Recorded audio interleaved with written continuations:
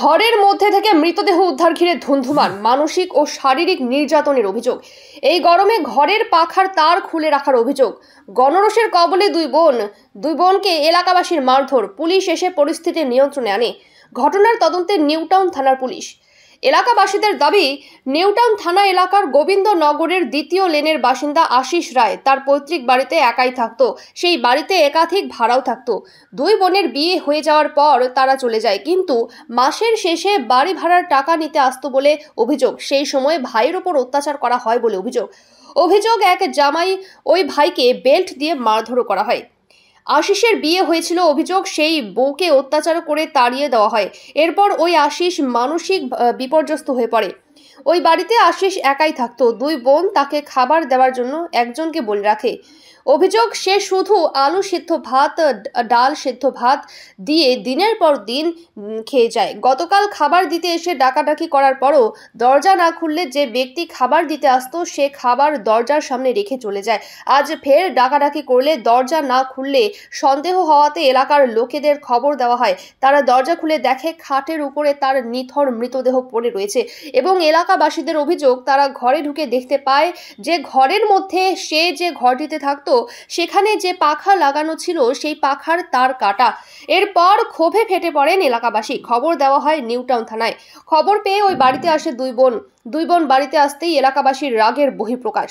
দুই বোনকে ধরে মারধর। পুলিশ এসে পরিস্থিতি নিয়ন্ত্রণে আনে। এলাকাবাসীদের অভিযোগ, সম্পত্তি হাতানোর লোভেই এইভাবে খুন করেছে আশিসকে। যদিও গোটা ঘটনার তদন্ত শুরু করেছে নিউটাউন থানার পুলিশ। আমরা জানতে পারলাম যে খাবার দেয়, উনি কালকে রাতে খাবার দিতে এসেছে এবং রাতে সন্ধ্যাবেলা খাবার দিতে এসে ও দরজা বন্ধ করে ঘরে শুয়ে রয়েছে এবং ওর কোনো সাড়া দিচ্ছে না। এবং বাচ্চা খাবার দিতে এসে প্রথমে, তারপরে ওনার দাদু এসে ডাকাডাকির পরে তাও সাড়া দেয়নি। উনি খাবারটা রেখে ওখান থেকে চলে গেছে। তারপরে হচ্ছে আজকে সকালবেলা মনে হয় জটিপুর ওনাদের বাড়ি ভাড়া থাকে, উনি মনে হয় কি ডাকাডাকি করেছে, তারপরে ওঠেনি। তারপরে আমাদের পাড়ার সবাইকে বলেছে, কাকারে ফোন করেছে, কাকা এসে লোকজনকে নিয়ে গিয়ে তারপরে দরজা খুলে দেখছে মরে গেছে। এবং আমরা গিয়ে দেখি চৌকির উপরে খাটের উপরে পড়ে আছে, পিঁপড়ে ধরে গেছে পুরো শরীরে। পাখার লাইন তো নেই। আমরা গিয়ে দেখি ঘরের মধ্যে একটা কুকুর যেভাবে থাকে তার থেকেও জঘন্যভাবে ওর মধ্যে পড়ে আছে। কুকুর একটা ভালো থাকে, দুই দিদি ওখানে তো দেখাশুনো করে না, ওরা তো খালি ভাড়া নেবে, ভাড়া নিয়ে চলে যাবে। এই তো অবস্থা। ছেলেটা আশিস রায়। দিদির নাম আমি জানি না সঠিক। বিথি আর ইথি। রায় রায় রায় রায় রায় এবং পরশুদিন আমার দোকান আছে এখানে। পরশুদিন আমার কাছে আশিস গেছে, আমাকে গিয়ে বলছে, লিটনদা তুমি আমার কাছে থাকবে? আমি বলি কেন আমার কাছে, আমি কেন তোর কাছে থাকবো, তুই থাক না। বলে না, আমার খুব ভয় করছে। এবং আমারে বলছে, তুমি আমাকে একটু সাহায্য করো, তুমি আমার দাদার মতো, তুমি আমাকে একটু দেখো না। আমি বলি তোর সাথে তো আমি আছি, সবসময় তোর সাথে আছি। এই কথা কালকে আর আমার দোকানে যায়নি। আমার নাম লিটন মাঝি। খুব অত্যাচার করাইতো, খুব অত্যাচার। ওই জামাইবাবু মাজার বেল্ট খুলে মারতো। আমি ঘরতে দৌড়াই আসি, ও চিল্লাচিল্লি করতো, দৌড়ে এসে ঠিকাই দিতাম। খুব অত্যাচার করছে ওরে। ওই একটু পাগলামি করতো, ওর তো একটু মাথায় মাঝে মাঝে হাত খরচা দিত না, পয়সা পাইতো না, খেতে পারতো না, তাহলে তো সে চিল্লাবে। ওই যে বুড়ো খাবার দিত, এক বুড়ো এই দুটো ভাত দিয়ে যায়, আলু সেদ্ধ নাই ডাল সেদ্ধ, এছাড়া কিচ্ছু দিত না। প্লাস্টিকে করে দুটো ভাত দিয়ে যাইতো ঘরের দুয়ারে, ও খাইয়ে নিত। বউ চলে গেল, বউ বোনেকে অত্যাচারে চলে গেল। বোনরা এসে খুব জ্বালাইতো, বোনেকের অত্যাচারে বউ চলে গেল মেয়ে নিয়ে। বোনরা একটা থাকে জর্দাবাগানে, একটা থাকে হচ্ছে তেগড়িয়া ছোটটা। খালি পয়সা নেওয়ার জন্য আসতো, মাস শেষ হলো 1-2 তারিখে ভাড়ার জন্য আসতো। হ্যাঁ, ভাড়া আছে। ওই যে ভাড়া থাকতো, ও যদি টাকা ভাঙাই চুরোই খাইতো, নিজে বেঁচে যাইতো। আজকে সকালে ওই দিদি আসিয়ে চা দেবে বলে দরজা খুলছে, দরজা থাবাইছে, ওঠে নাই, যা আমার দ্বারে গেছে। মায়াদি তুমি শিগগির চলো, আশিস দরজা খুলতেছে না। তা আমি বলছি, আমি তো ওনার পায়ে ড্রেসিং করতেছি, তুমি একটু কাউকে নিয়ে যাও, আমি পরে যাবানি। তারপরে বলে কি দেই খোলে না। আমি সেই ড্রেসিং করিয়ে দৌড়ই আইছি, এসে দেই খোলে না। তার আমাকে পাড়ার ছেলেরা সবাই বলছি, সবাই আসিয়ে উপরে বাইরে যাইয়ে সেই দরজা মায়া বিশ্বাস। আচ্ছা, রাগের বই প্রকাশ তো হবেই। তো প্রথম থেকে একটু আমি ঘটনাটা বলি। আমাদের এখানে এই গোবিন্দনগর দ্বিতীয় রাস্তায় আশিস রায় বলে যে ভদ্রলোক আজকে মারা গেছেন, ওনার বাবার নাম সম্ভবত বিমল কুমার রায়। তো দীর্ঘ আজকে 15-20 বছর ধরেই আমাদের এই রাস্তার অধিবাসী ওরা। তো দীর্ঘ যাবৎ এত বছর ধরে আমরা দেখছি ফ্যামিলিটা, ওর মা বাবা থাকতে খুব ভালো ছিল, কিন্তু হঠাৎ করে ওর বাবা কোনো কারণে অ্যাক্সিডেন্টালি মারা যায় এবং তারপরে ওর মাও এই চিন্তায় নানান রকম সাংসারিক অসুবিধার মধ্যে মাও মারা যায়। তারপর থেকে যাই হোক পাড়া প্রতিবেশী আজ পর্যন্ত আমরা কোনোদিন এদের খারাপ ব্যবহার পাইনি আমাদের সঙ্গে। এই ছেলেটা আজকে যে মারা গেল, তো বিগত বছর ধরে ভালোই ছিল। তারপরে যাই হোক ওনাদের কিছু রিলেটিভ আছে আশেপাশে, তারা দেখাশুনো করে বিয়ে দিয়েছে, একটা কন্যা সন্তানও আছে ওনার। তো বোনরা, যেটা মা বাবা মারা যাওয়ার পরে বোনটা কিন্তু ভাইয়ের উপরে কম বেশি অত্যাচার শুরু করলো, যেহেতু একটু মেন্টালি একটু ডিস্টার্ব ছিল।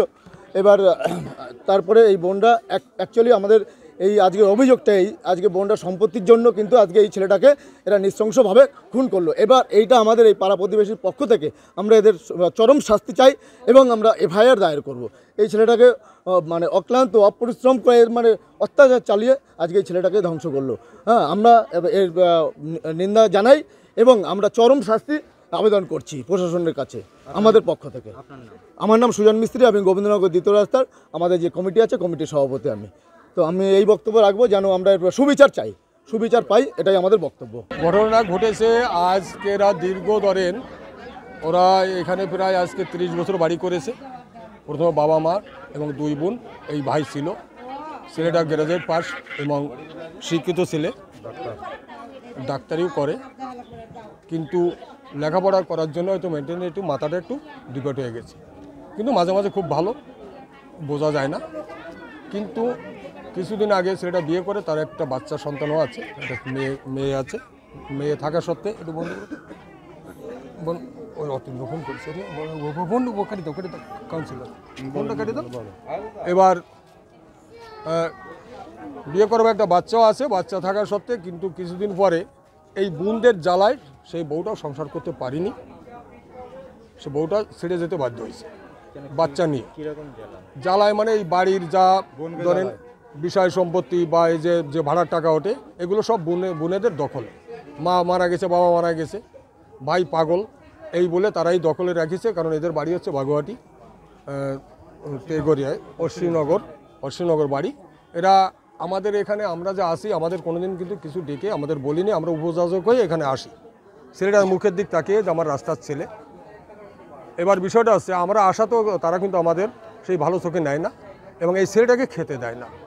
এই ভাড়ার টাকার পয়সা যা ওঠে ওই বোনরাই নেয়, হিসেব করে এখানে একটা লোক রেখেছে, সে হয়তো ডেলি একবেলা তাকে দুটো খেতে দেয়। এই যা পরিস্থিতি। আর আমি বা আমরা ব্যক্তিগত এখানে আমরা যখন যাই, সেটা আমাদের ডাকে, কাকু আমাকে 10টা টাকা দাও, আমি এটা খাবো ওইটা খাবো, মানে যা হয় আর কি। ইয়ং ছেলে।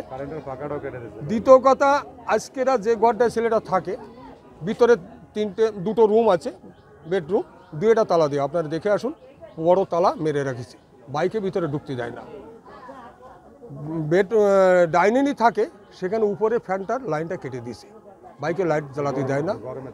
এই গরমে এই পরিস্থিতি, এত নির্যাতনের পরে না খাওয়াইয়ে আজকেরা সংসারটাকে শেষ করে দিয়েছে এই 2 বোন এবং 2 ভগ্নিপতি। আমরা জানি না, কারণ হচ্ছে কি, আমি একটু আগে আমার একটা কাজ চলছে, আমি নিউ টাউনে কাজ করি।